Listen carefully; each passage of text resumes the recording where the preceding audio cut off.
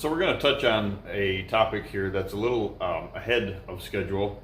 I try to do these videos that are real time, kind of what we're experiencing as far as habitat managers, me as a consultant, recommending these things to you guys to try to keep this on a path so it's fresh in your mind. It's the projects that you're working on.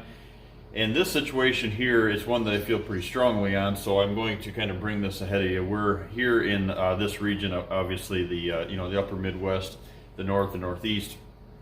We are a little bit ahead of the planting season, but it's whether you had decided to do some frost seeding with your clovers or replenish those clover plots, if you have any intention to do any switchgrass seeding, stuff like that. This today is focused on not so much the switchgrass, is more of the food plot planning. So we're going to talk about 3 tips to focus on before you decide to plant spring plots. So the number one thing that I always start with my clients, and I study myself as far as where I'm at, what I'm doing, is I'm always thinking about, do I need spring plots? And so there's 3 things here that we're going to touch on, with a 4th kind of as an additive. But the first thing that we're going to touch on here is just your herd numbers.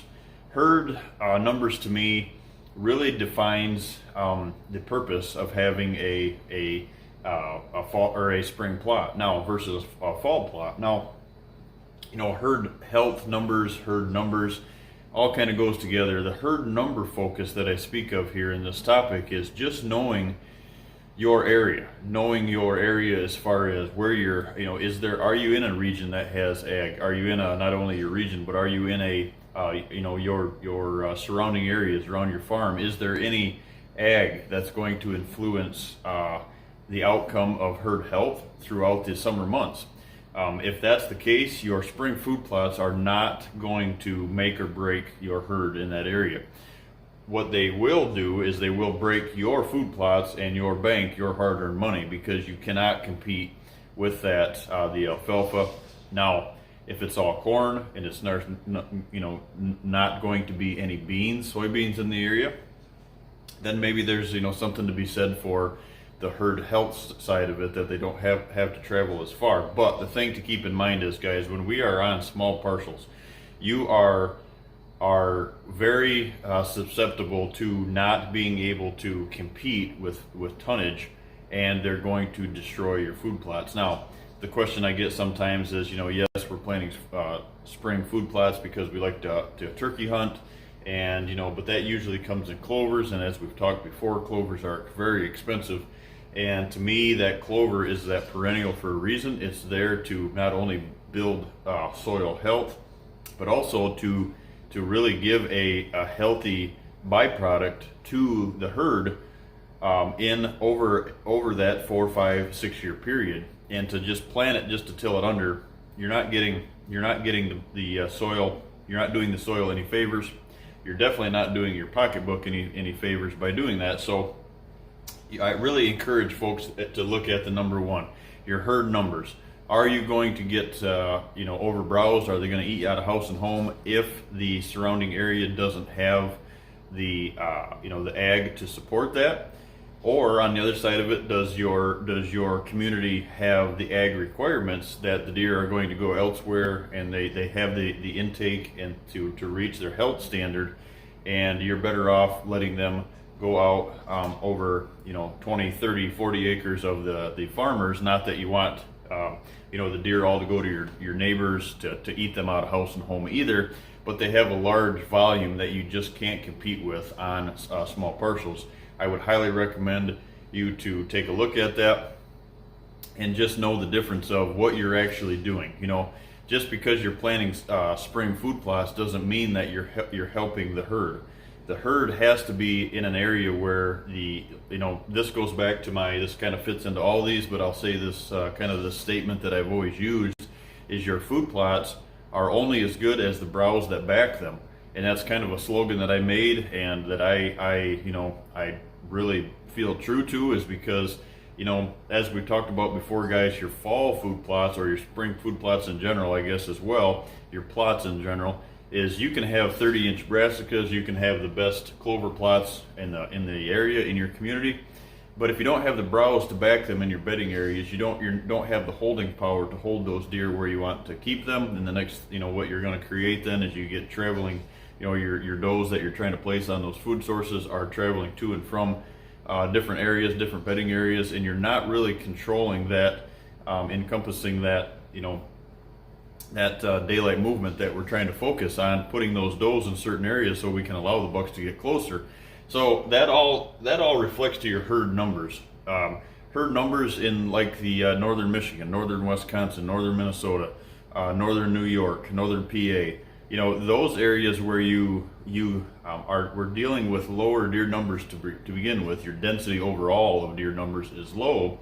Then yes, there is a kind of a health standard that you're helping. Not only even in those areas, maybe you're helping some other wildlife as well, recoup from them hard winter conditions, and maybe your soil condition isn't, as great. You have to take you a couple of years with some organic matter buildup to really get those to produce them good clover plots, let's say, that you're planting in the spring, or trying to get some supplemental feed on those in those plots or near those plots to really help those deer get back on their feet after those harsh winter months. But you always hear that it's we're helping the herd as far as the does.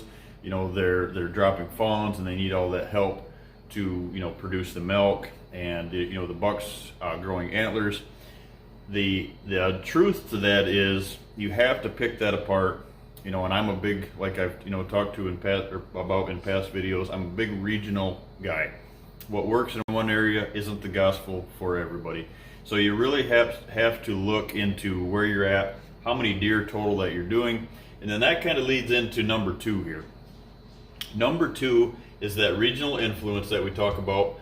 But the biggest thing is if you're going to do that in those low density deer areas, those are also the areas that are susceptible right now, that are really getting impacted by this darn wolf and predator issue that we're dealing with, that the states just, as on a state level, they just haven't came to the plate yet, in my feeling, and really helped out those folks in those areas about how detrimental that predator influence is on the outcome of the deer herd.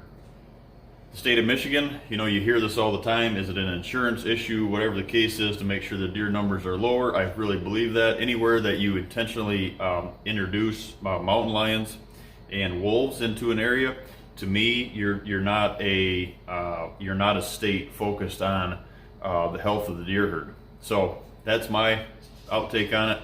What they want to do is they want to control the deer herd, and by controlling the deer herd, because they're not reaching the numbers that they feel that they need to reach on the state of Michigan. We have 680 some thousand hunters, but the state still feels that we as hunters can't control the deer herd, and so why not introduce more predators and let's destroy the deer herd completely. So there's a lot to be said for that. So where that goes is this is a huge issue when you start planting food plots in the spring to focus those deer, and you think that you are actually benefiting or helping the deer herd by giving them something to rebound out of winter. The problem with it is, guys, is in those areas, now like I said, this is a regional thing, in those areas that your high predators, so the northern Midwest, out west, like I said, northern New York, northern Michigan, northern Wisconsin, northern Minnesota, where this wolf deal is happening. If you start giving those deer what they don't have, you are going to take a broad,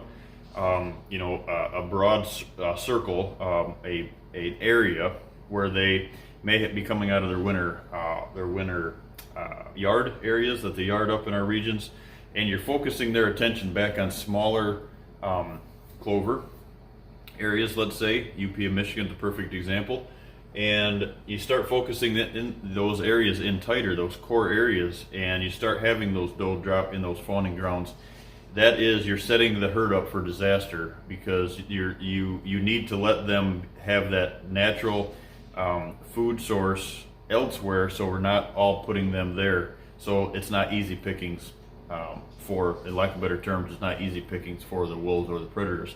So just, take that into consideration. There's a lot of folks out there that'll say, especially down south, it's a huge deal. You got to get the summer food plots in. If you miss your summer food plots, that affects the outcome of your fall food plots, and that couldn't be farther from the truth.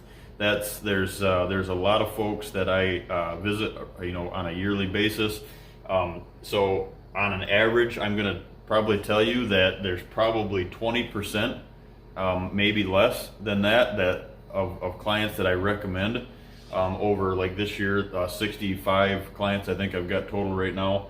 Over those 65 clients, there's probably 20% of those that I'm actually going to recommend, that I will recommend, that actually do summer food plots or spring food plots, and the rest of them are focused on, you need to focus on fall food plots because of herd numbers, herd health, and predators, where you're not really doing the herd the favor that you think of by helping them, like I said, rebound from those harsh winter conditions. Because if the predators weren't introduced by these states that feel that's the way to handle this, then you're probably be on the right track there about giving those critters some aid. But by putting them in one spot and focusing their attention there, you're just bringing them all to the dinner plate, if you will, for predators. So that's really something to look at. So number 3 is just the area of where you're looking at building a food plot in general. And maybe this number 3 needs to be up here at the top because it's very important. Before, you always hear me speak of this, before you plant a food plot, whether we're talking about a food plot in the fall, we're talking about spring food plots right now, but before you establish the opening where you want to create this opening to plant food plots, to have that opportunity to even have a fall food source, you have to really know the ins and outs of why you're putting it there. I'm not saying that you have to hire someone such as myself. I think that there are a lot of folks out there that tuning into this channel that are, tune into other channels that really dig deep on why we're putting that food source there.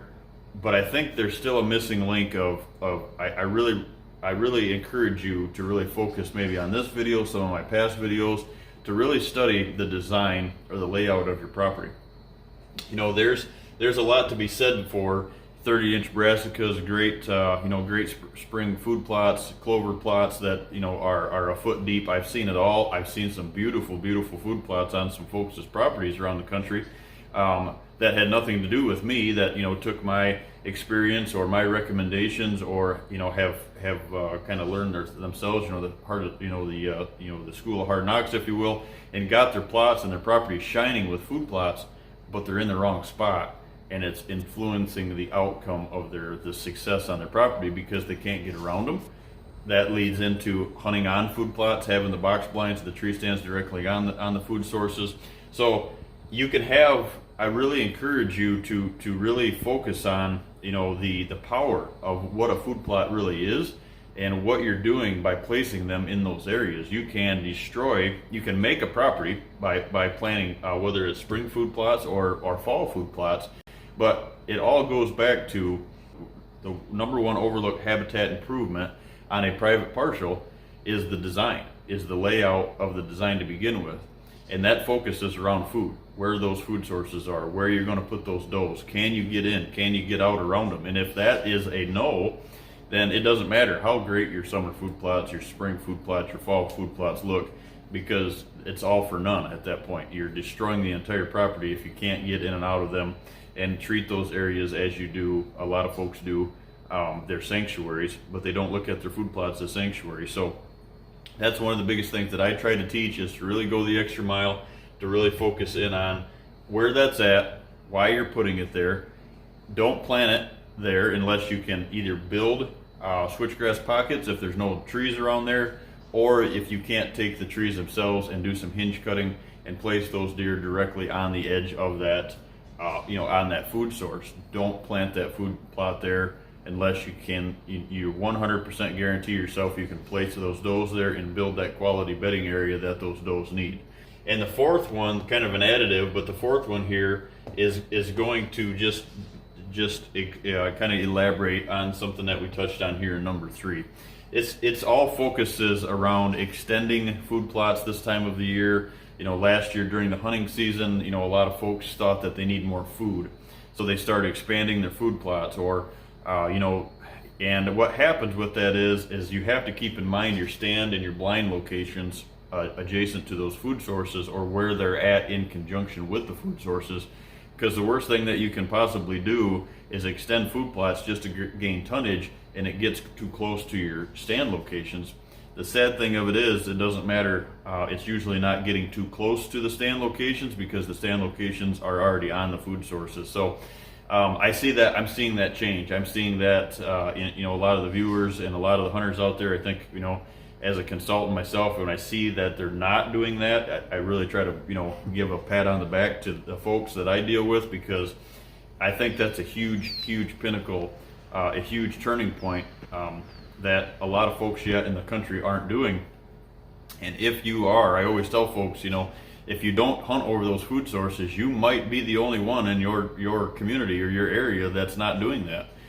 You may be the only one that's not blowing out a food source on your way to a morning sit. So if you can take yourself out of that equation by not extending the food plots because you thought your tonnage was short last year, and really still studying, and now if you're going to expend your food plots, if that was a determining factor where you just don't have the holding power on your property, but you have the room to add more, by all means add more. But just remember that your blinds and your tree stands have to move with that as well.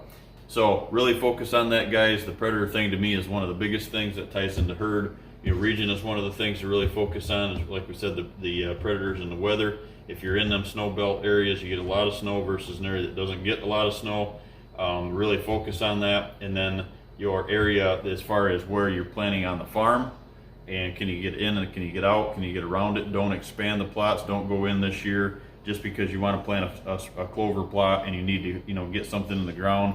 God made a nice opening in the woods. It's maybe full of switchgrass or old prairie grass and stuff right now, foxtail. Then you want to go in and spray it, and maybe it's got a bunch of ferns in it midsummer, and you're just going to plant it there. That can destroy a property. So you need to really focus on that. And then the fourth, maybe one of the most important ones, is how does that affect your stand locations, and are you going to get busted getting in and out of the stands? So 4 things there that kind of focus on, that all tie into planting spring food plots.